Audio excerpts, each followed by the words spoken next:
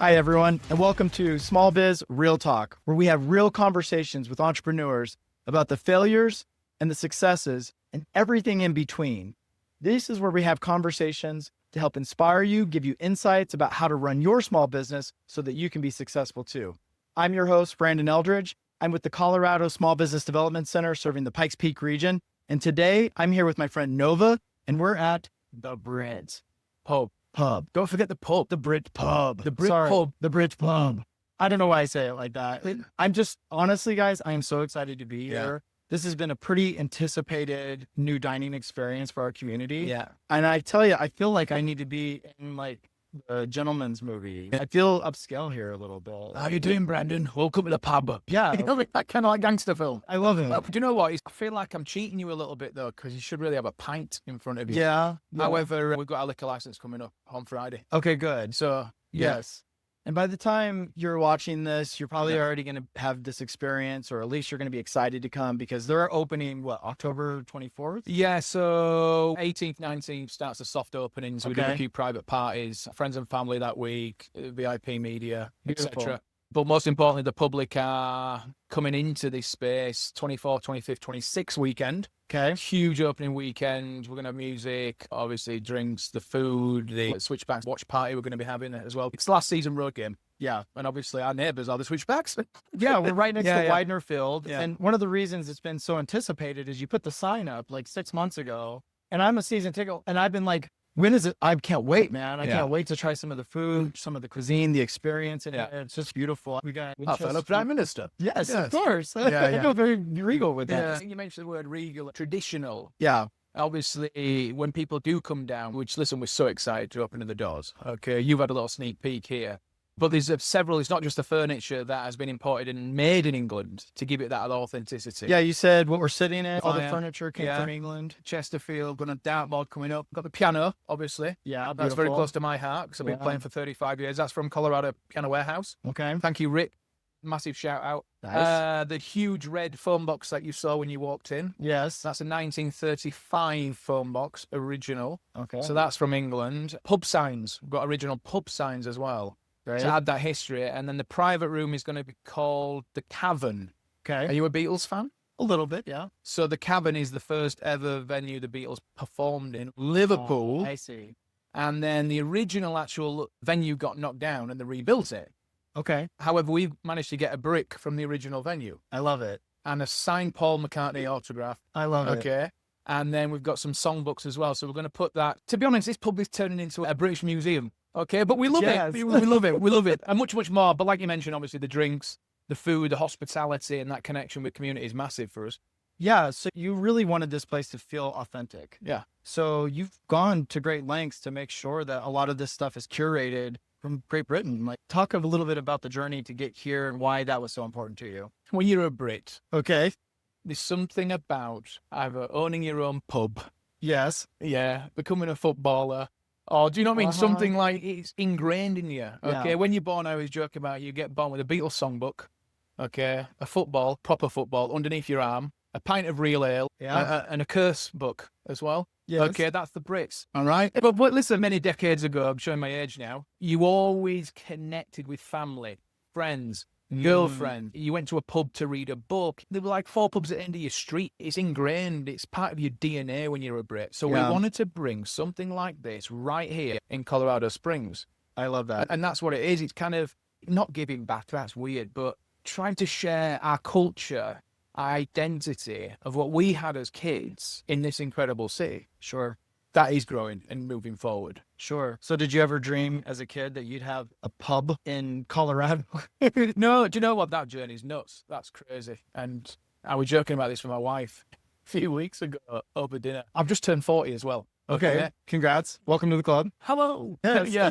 Appreciate wine. That's right. Yeah. Well, at least red wine. Start off with white, Yeah. and then I can't do white anymore. So. Yeah, weird things happen. You're supposed to kind of slow Yes. down, but it's like this next 10 years is like, no, I'm good. That's I'm doing right. more.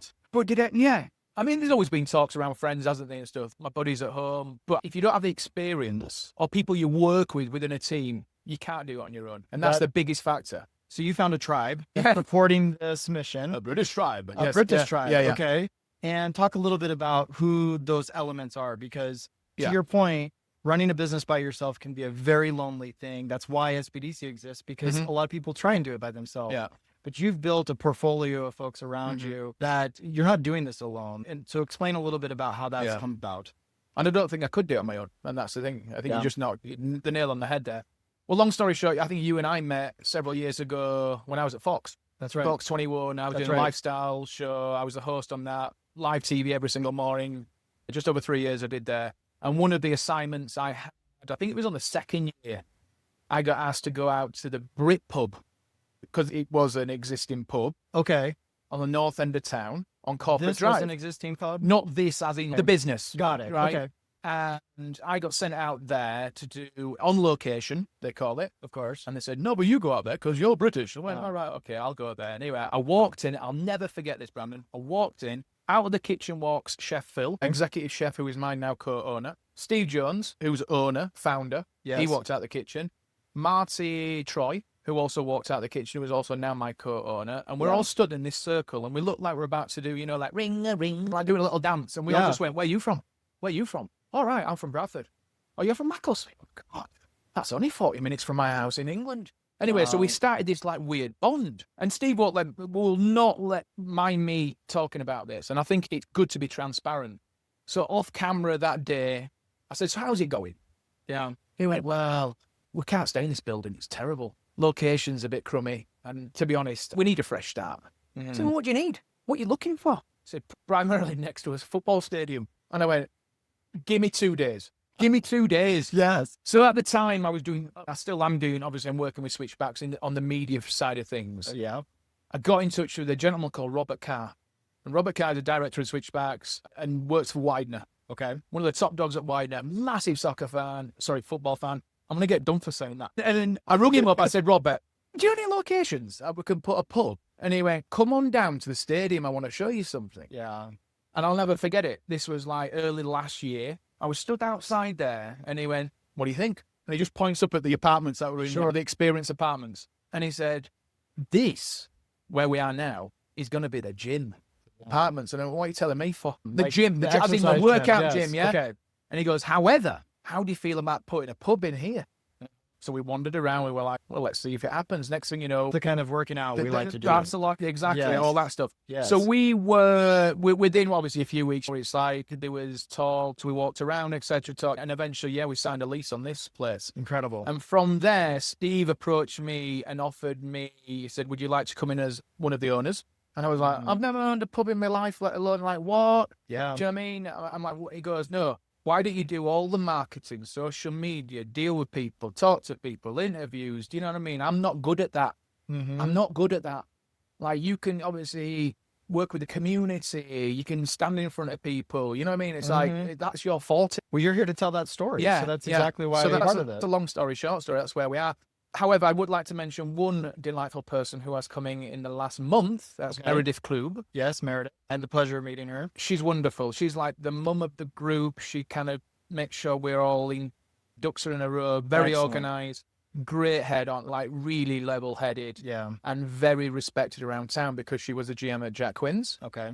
Over 30 years there, and she's come across the Brit Pub. Incredible. As GM and owner. Incredible. Co-owners. Everything's kind of ticked like the box. We've got the team. Yeah. And we all play our part. You know that. You work as a team. So we've got a team here at the Brit Pub right now where everybody kind of has a very specific role, it seems. And so you've kind of found a swim lane within the organization as an entrepreneurship group here. And I like to say there are seasons to entrepreneurship. You very clearly were hit with that epiphany phase early on where you just had that moment where I really think when you get in that phase, it becomes obsessive. You just think about it a lot because then you get excited. There's an excitement that is buried inside of you that says, wow, I could see myself actually running a business like that. Clearly, it struck you guys when you had that meeting where everybody's doing the Spider-Man pointing at each other. When you move into execution, that's when it really starts to get a little more difficult. So you guys had your epiphany phase. You're building this team. Everybody has your swim lanes. And now it's time to go out and execute. And to Meredith's credit, it sounds like she's really helping create some process behind what you guys are doing as well, which is great. Need some of that. So talk to us a little bit about the execution phase where now you got the idea. We've got these beautiful photos. We've imported some great furniture. You got to execute now. Let's talk to us a little bit about that. Well, I mean, listen, it's huge. I think the execution stage started even as soon as I signed in on the dotted line. Does that make sense? Yeah. Even in the contract, It was real. It sunk in, and you see this flourish. You see this building flourish. You see the progression. You're going through. Listen, this is not like roses and dark chocolate and red wine. This is hurdles. We're still having hurdles now. We're opening in what we're doing now, 11 days. Yeah. This is the nature. However, these are the obstacles that you as a team, you get through, okay? If it was that easy, everyone would be opening a business, wouldn't they? They really would. Yeah. But you have to, from the very beginning, I remember walking investors in here. You mean you talking about things and helping and stuff like that. But the biggest thing for us that have really got us through this is the passion, the delivery, and understanding and believing. You have to be a fan of your own business. I love that. You have to be a fan of your own business. It's like when I was in the music industry, which I still am, obviously, in the band. We toured for several years. I was a fan of my own band. What's wrong with that? Yeah, I listen to my own band. You know what I mean? I listen to my own band. I'm a great. fan of my band, and I'm still a fan of my own band, even though I don't tour as much now. But one of my best mates, and I wouldn't be sat here if it wasn't for that, but I'm a fan of my own band. You have to be a fan of your product. Yes. Because it adds that different direction. It adds that different push. It adds that different thirst. And also, it's reciprocal to the consumer and the customer. If they see me behind that bar, pouring a pint, how you doing, Brandon? All right, how are you doing? Right. Wow. You're an owner. You work at... Yeah, why wouldn't they? Yes. Do you know what I mean? There's one place I won't be. That's in the kitchen. Chef Phil, that's all you buddy. All right. But we want good food out of here. Stop. Yes, we want good food. Yeah, no, but what I'm saying is I think you have to ingrain yourself in this. Like, I want to be down here. Of course I'm going to be down here. I want people to see, not just me, the owners and stuff, be embedded in that. We've got 500 people above us, residents. 500. 500? Yeah, 500. They're at 95% capacity, which is amazing. Very good. Big kudos to the Experience Apartment team. Incredible. These people have their own entrance and exit. Of course. We want them to come down here in their slippers, pajamas, when it's freezing outside. This is your second living room. They don't even have to get a DD. Well, yeah, it's great. And again, going back to your first question, that's part of the identity of when you walk to the pub and it's there. Right. And it is your community. And you know Nigel at the bar, you know Pamela. Of course. And it's huge. And just to go back to your original question, it is when the customer recognises the bar staff and goes, oh, Brandon's working tonight. Hiya, Brandon. You know the drink of the customer. So you envisioned this culture. Yes. Probably since you were a little boy. And you're now able to emulate that into this practical business, right? Yeah. So what are the challenges that you see of keeping that culture for the next 3 to 5 years? Do you know what it is? I watch so much stuff, I bet you do as well, on social media, because I'm learning. I'm the least experienced in every single member of this team in the hospitality region. Okay, sure. Media, music, etc., etc. Obviously, I've had years, decades of that kind of thing. Yeah. That's my forte. But when it comes to hospitality service, I'm learning, okay? But for us as a team, as a product, again, I think for me, it's an experience. You want the customer to come in here and experience, remember, memorable, okay? Then it's the food and drink, okay? You want to come in here, you want people to go, God, I had a great time at Brit Pub. Quiz night were great. Do you know what I mean? We had a good little sing-song around the piano. I met a friend there. I did this. I had a few pints. Right. Do you know what I mean? It's all about that community. But for us, it's continuity. It's keeping consistent. Listen, we're going to have dips. We're going to have dips. Sure. That's what's going to happen. Do you know what I mean? But we have to build a family, build a foundation, build that community, like I said, and have them regulars. Have the regulars. Right. Because that's what's going to get us through. We haven't even mentioned soccer season, football season with switchbacks. Yes. Because that's the hard thing for me. Not a hard thing for me. That's my challenge as well, because you've got switchbacks 7 to 8 months out of the year. Right. 18, 19 games. Concerts maybe coming back next year as well. Mm-hmm. But how do we now start doing things? Don't rely on that. That's the test. But again, it's having a continuity. Staff are important. That culture that you're permeating from the top down. It reminds me when I talk about the difference between an entrepreneur and a business owner. You know, a business owner might be your venture capitalist. It might be somebody who helped invest into your business, but they are saying, hey, listen, I'm invested in this business. I own part of it. But you as the entrepreneur, you've got this envision of the way it should be. Mm-hmm. And to your point, you're showing up and you're going to pour the pints and you're going to be part of this culture. Mm-hmm. And that to me is a mark of a successful venture, is that you're going to allow that culture to not be, number one, dictated by you, but driven by you. Mm-hmm. And then have that flexibility of saying, you know what, this might be a little different than the pub that I remember growing up as a kid, but gosh, we've created our own community within community. And that's a really special thing. It really is. And I mean, the big thing about us as well, yeah, we are a football pub, soccer pub. And you notice that on the staircase when you walked up. Yeah. The old location had sections of teams in each corner. Unfortunately, the game is growing so fast. There's not enough corners in this place to put everything. Does that make like right? So what we've done with the staircase is one for all. The game is won. Do you know what I mean? Everyone speaks the same language through the game of football. So I put a cry out for help with soccer scarves and flags and everything, and so that brings people in together as well, which is huge. It's like a united thing, you know, when everyone comes in and stuff. I think that's beautiful. Yeah. Beautiful. That is. I don't know if you know this, but Ted Lasso is my spirit animal. Oh, Ted, yeah. So Ted is my spirit animal. And as I was watching the show, I'm like, I'm going to pick a club. I'm going to follow a football club in England. Yeah. And after I got through like 75 different selections, I'm like, forget it. I can't. There's too much. Now, listen, I know you're a fan of the sport, and this is not a podcast about sport, but how does one come in here and enjoy that experience if I don't have a club that I'm rooting for, or I'm a loose fan of the Switchbacks? I mean, what makes this a special place, even if you're not a diehard fan? If you are not a diehard fan and you haven't got a team, is that what you're saying?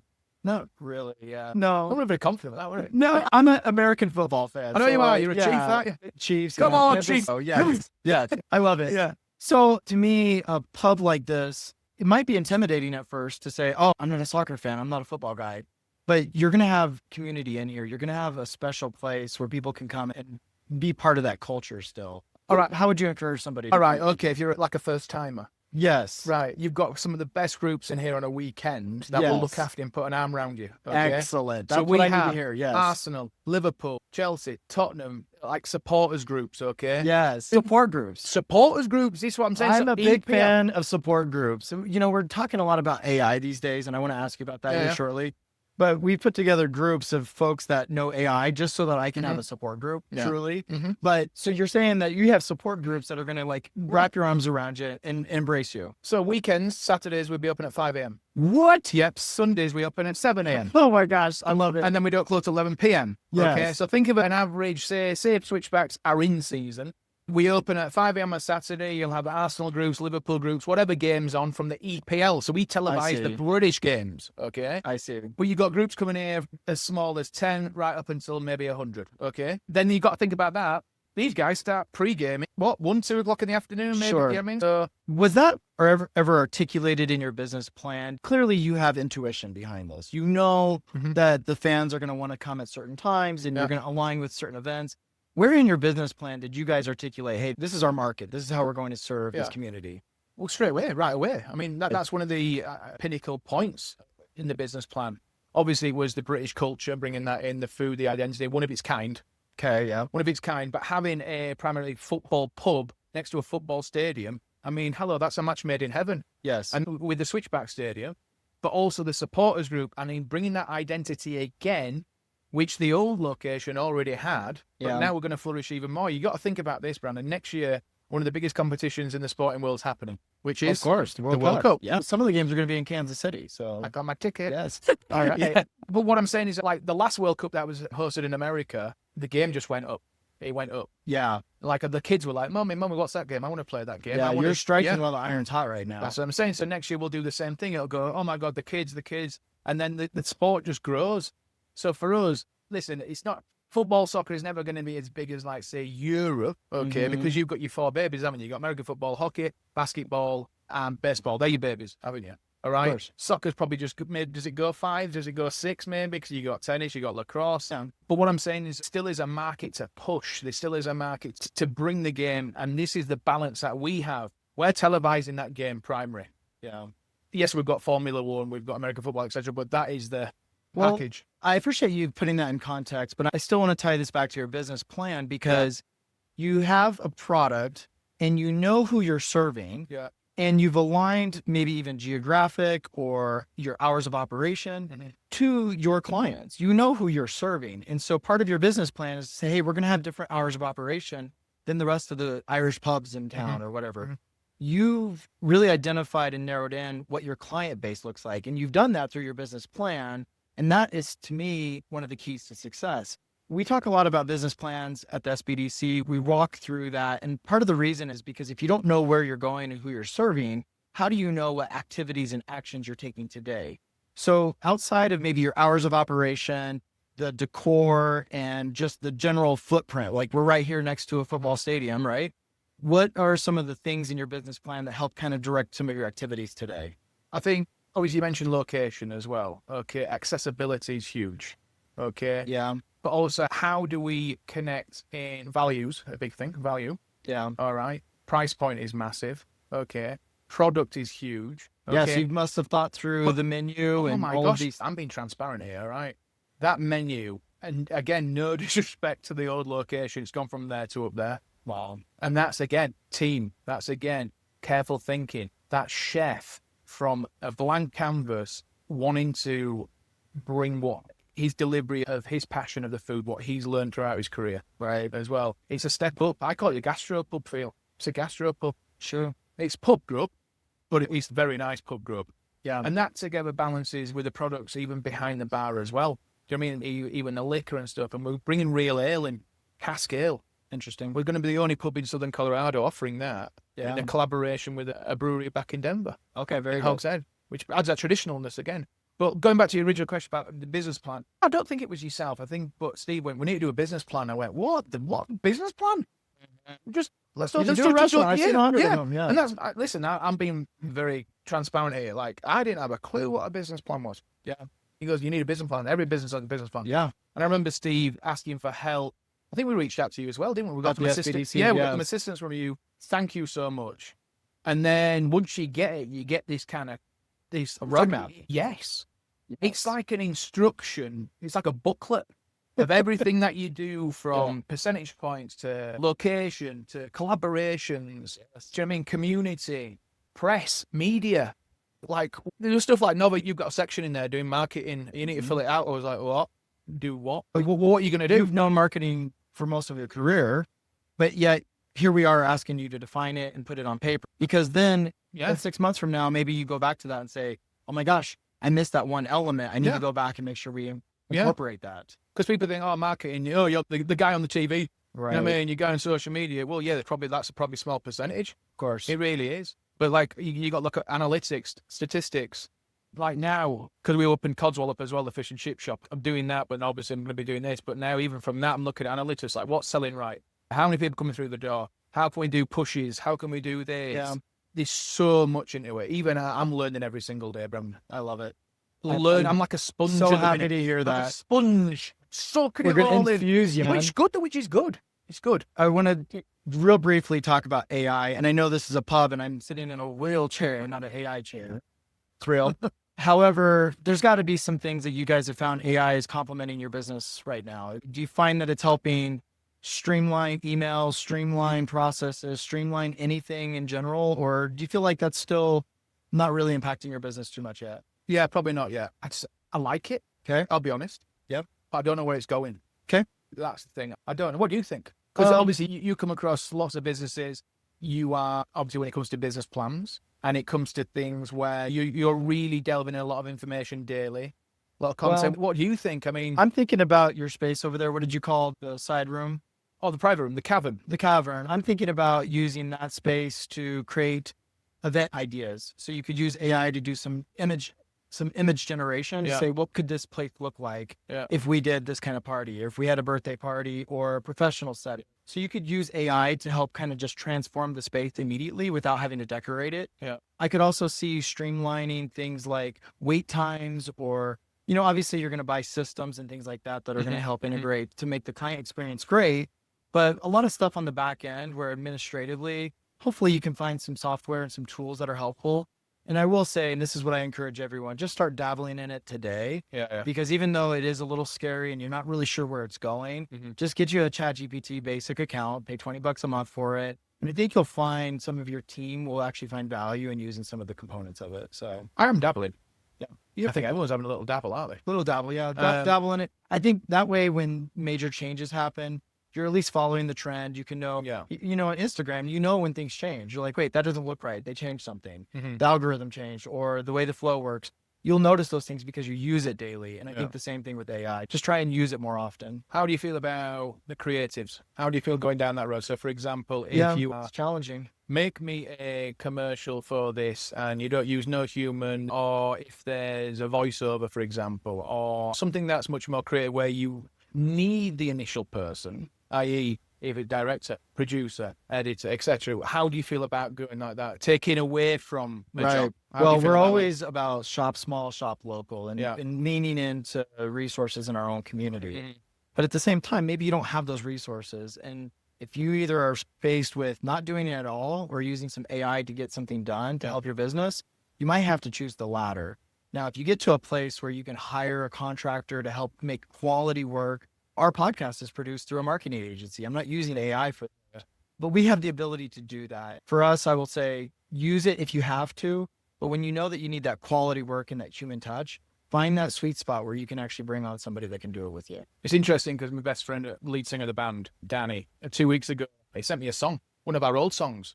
Oh, And I okay. was like, oh my God. And Remastered it. he said a band on Universal Records have picked it up. You know, Okay. like a new boy band. Oh, And I was like, oh my gosh. And I rung him back. I went, told you we should have done something with that song. Why did you, you know what I mean? Why didn't we do anything? So I went, that's it. Because he's obviously primarily a songwriter. I went, you're going to be a millionaire. That's it. He goes, Nova, it's the band called AI. And I went, I've never heard of that band. I'll tell you what. Yeah. He goes, no, they're called the AI. I went, yeah. never heard of that band. But do you know what?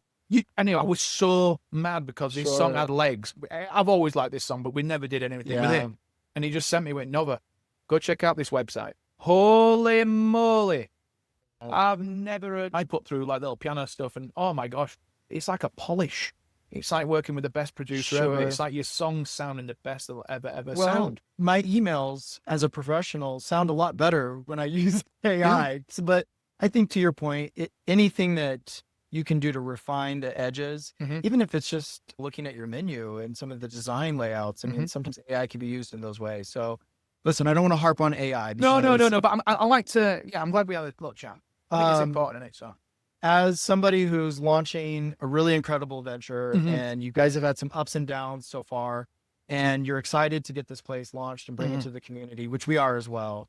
What is one piece of advice you'd give our listeners, our entrepreneurs out there listening? Don't rush. Don't rush. Don't rush. Okay. Okay, just breathe. Okay, and that's coming from me, which I'm the most. Let's go. Maybe because life's been like that. Do you know what I mean? If it's touring, if it's live TV at Fox, you know what I mean? Like, just breathe. Yeah. Enjoy the ride. There's going to be ups. There's going to be downs. Okay. You're going to want to smack someone in the flipping face at somebody, or you just want to go home and lock yourself away because it's like, oh my gosh, I just like it. Just breathe. Yeah. Breathe. Make sure you get time for yourself. That's massive. Beautiful. You've got to have rest, okay? And have that work-life balance. There's one thing that we've always said about owners. If you need family time, if you need to go connect with people, if you need to bugger off for 2 days in the mountains, go do it. If it's good for up here, it's going to help. All right? You cannot just constantly live and breathe your business like that. I get it. Like I said, you're passionate and stuff, but at least give a bit of time for yourself. It's important. And work as a team. Well, I was hoping you would say your one piece of advice was go to the SBDC, but Well, that's okay. let's do that. No, but obviously, like, biggest thing for me, don't be afraid to ask questions. Yes. You know me. Yeah. How many times I've come knocking at advice it. and it might be this, might be that, or even Yeah. like, you know what I mean? And I'm still doing it now. Yep. Worst thing people can say is no. Get away, go away. But at least I've asked. And we give that free advice all the time. That's what I So, mean. It's huge. It's huge. Nova, this is great. I'm so Yeah. excited for you. This is a really incredible venture. I know. And guys, I hope you're excited. I hope Yeah. you participate in this. And I hope you took away some nuggets from your own business journey about what he's going through and what he shared today. Subscribe. Make sure you're following us, guys, because we're going to bring more of these videos, more of this content to you throughout the year. This is just a valuable conversation, valuable opportunities to hear from folks that are in the weeds doing this every single day. Appreciate you. Thank you, Nova. Appreciate you. You're always looking dapper, aren't you, as well? Because Oh, look we at this. He's tried. got the purple, the pink, and he's got And the big, and the You socks. know what I matching. mean? Yes. Tell you. Well, Make a good TV.